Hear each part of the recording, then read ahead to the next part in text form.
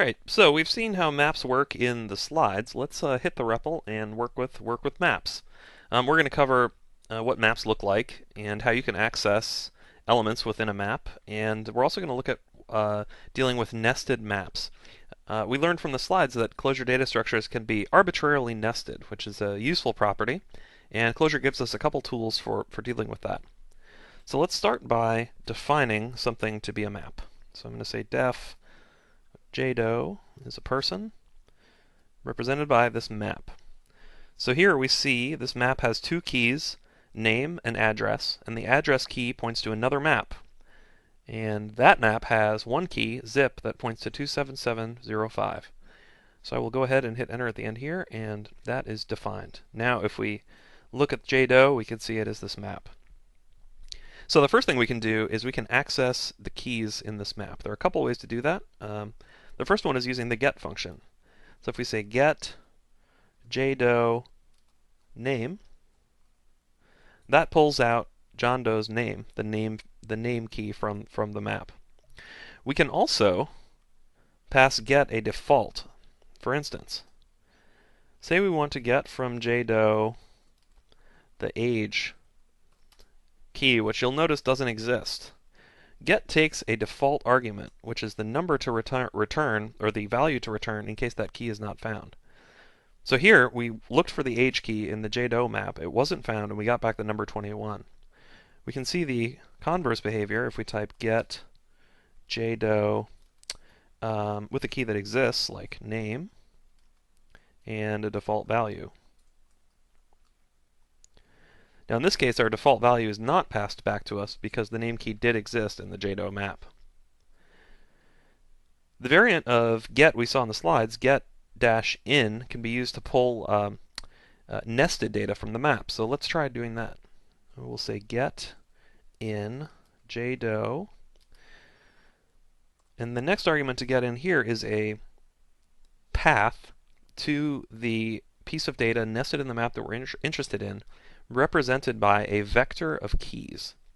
So in this case, our keys are the address, that gets us the nested map, and zip, and that gets us the key that we're interested in from that inner map.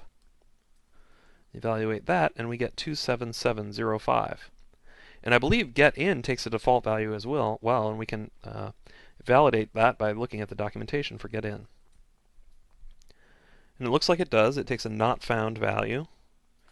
So if we type this again, get-in JDO address, and a key that doesn't exist in that inner map is suite.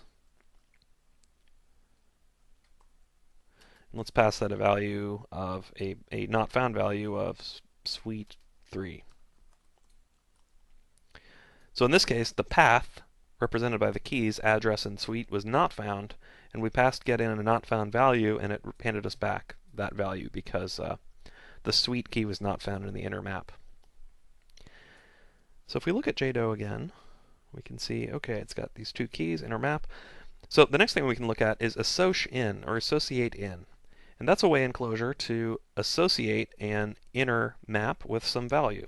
It also takes a path. So we can say assoc in JDO address zip.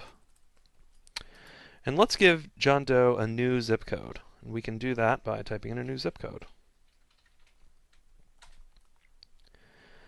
And now, instead of having the zip code 27705, John Doe has that zip code 27433. Assoc-in is the nested variant of regular assoc, which we also saw in the slides, and we can look at that briefly. So if we just say assoc JDO, let's say age 34, we'll get back the top level map with the age key pointing to the 34 value. So there's one last interesting function to look at for working with maps, update-in. And update-in is like assoc-in, except instead of us specifying a value like 27433, we're going to specify a function to apply to the value found at this path. Let's type that in. Actually, I'll just copy this assoc-in expression and we'll change it to fit our needs.